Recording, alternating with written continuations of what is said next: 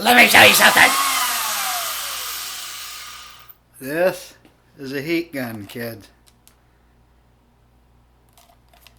This can burn you or burn your house down. So have a good place to set it. I got a concrete floor here I'm going to set it on. But I'm going to show you what you can use it for as a drummer. One thing, how I started using them. You see this old crappy snare drum, all snare drums, I don't know if you can see it in the camera. They have a snare bed. It dips in where the snare is, the bearing edge dips in. And so I use a heat gun around here to help this real thin head on the bottom. You want real tight, you know. That heat gun helps it conform to that edge. But the other thing you can do with a heat gun, this snare, all the marks on here used to be dents. I used that heat gun and pulled them out of there. And it doesn't make it sound like new again, but makes it playable. It still needs to be replaced, but heat gun can take those dents out. The other thing you can do with a heat gun is it's nice for taking wrap off drums.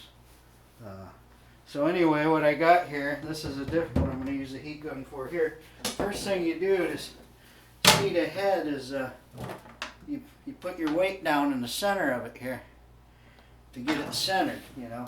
Then once you've got it centered, you put your hoop on there, put your lugs in finger tight. So I've got this drum to that point. Everything's finger tight. I like to use 2 keys, and I like these. It's got the knob on top there, makes this process easier, but I get everything finger tight here. So everything nice and even. Push down in the center. Keep it centered up. But once you got everything even, then what I like to start doing, about a quarter turn at a time, and go even again.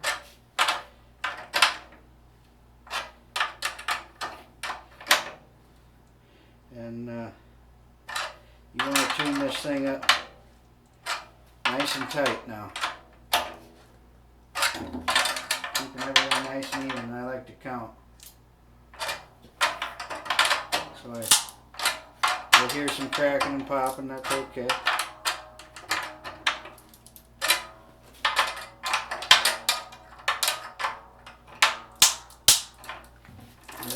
You know, keep pressing in the center like that from time to time. And I should have said, I guess you have to believe me, but this head was resting a little bit up off this edge.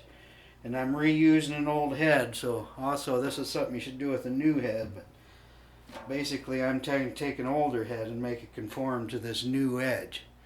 And this is getting the heat gun out. You'll see this is how you can get around some of those problems that you might have with those sharp 45-degree edges. So I'm getting this thing what they call tabletop tight here. Nice and tight. And that's the thing. To get a head that's on a bad edge to tune properly, you have to bring it up to a certain pitch. And so that's why a nice bearing edge is nice. It allows you to have a lower pitch, especially on these lower drums. You can hear how high I've got this thing, way higher than you would ever want to play that thing. But this is just to seat the head here.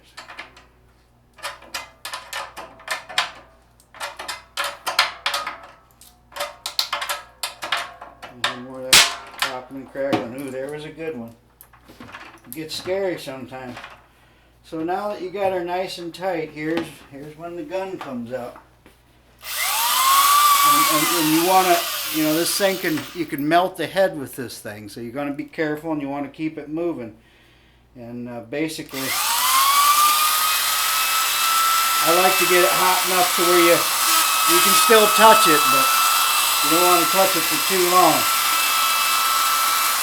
And you don't ever want to touch this hot part of the thing. And you don't want to set that down next to a rag or sawdust or anything. And this you probably could do with a hairdryer too. But the heat gun is... So before I get too far, I'll just try to test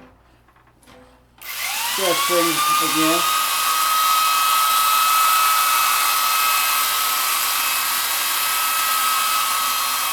We're just getting things nice and heated up around that edge. And this is to try to help it conform to that bearing edge a little bit, you know.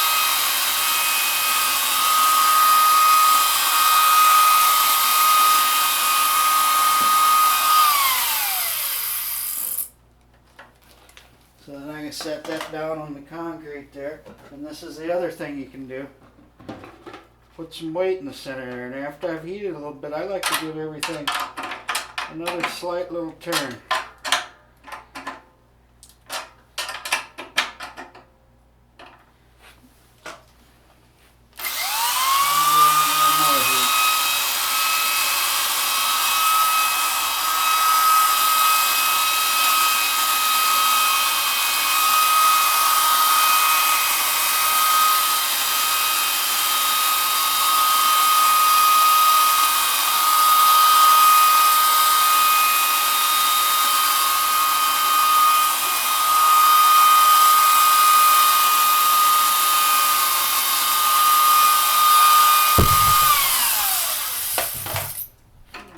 Slight little turn here. So you gotta be careful though, you can stretch things too far. It's got that heat. Now you just let that cool down there. Leave the weight on for a minute. And some people would leave that weight on there overnight. If you really got a problem. But while we're letting that cool down, I'm gonna show you this is the bearing edge that I made. I don't know how good this is going to show up in the camera. But that's the final product. All smooth. To me that looks almost like a, you know, it's a custom rounded 3/16. I still got some of the 45 on the inside. And so we're getting closer to that Yamaha edge. With this old Philippine mahogany. And that's the thing I should mention too. This isn't something, you know, that I would recommend doing to like an old vintage drum or something. These are just, you know, they made a bunch of these things, but I really like the Philippine mahogany. It's a porous, lightweight wood. It's got a lot of low end to it.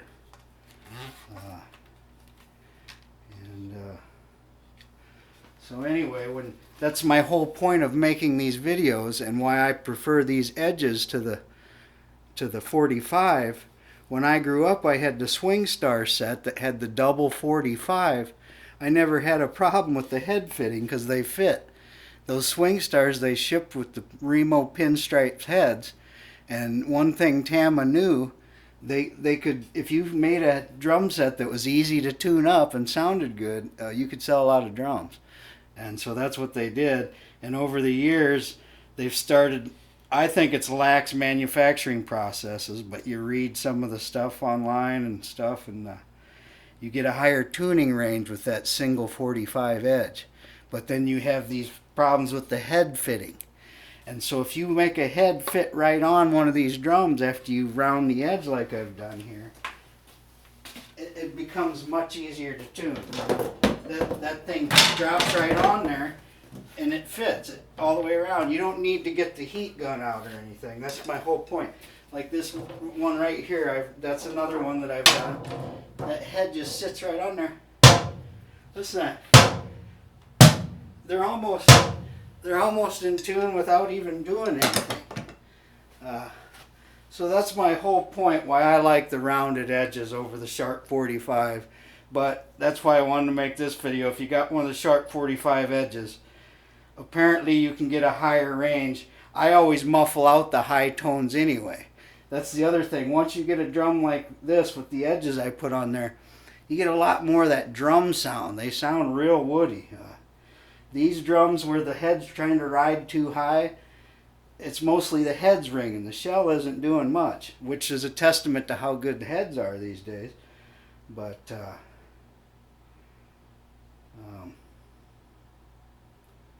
and that's what I was going to say too. Even with this heat and everything and the weight, and like I said, some people leave this overnight.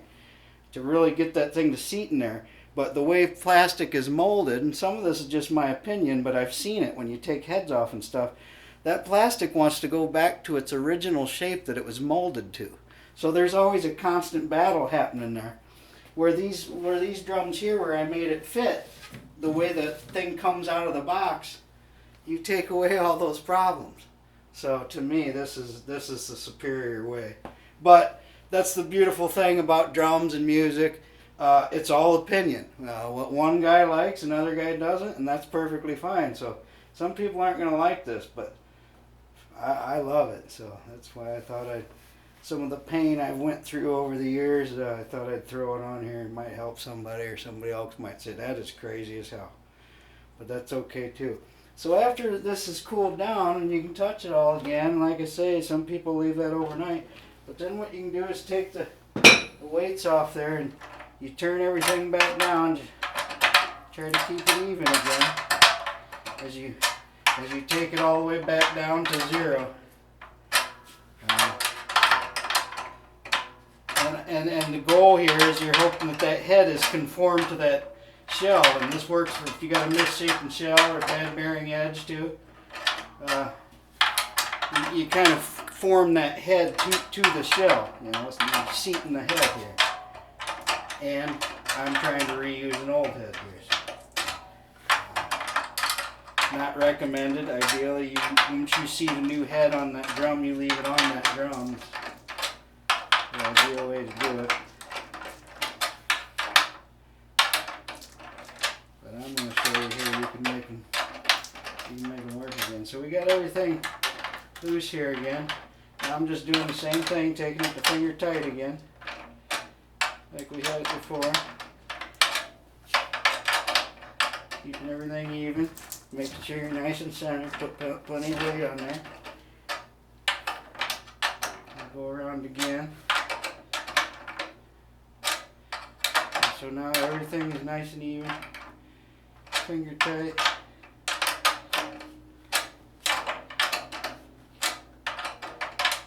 Once I know I got everything about equal, then I'll start doing those quarter turns again.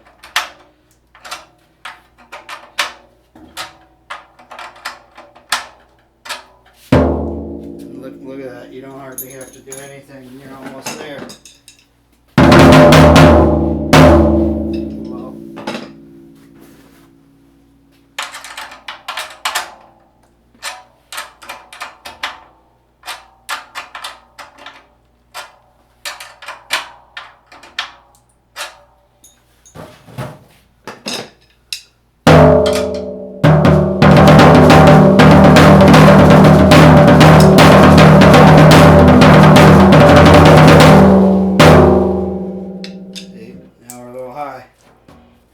But I don't know if you can see it, that head is now seated all the way around. So there you go, there's how you can use a heat gun to seat your heads.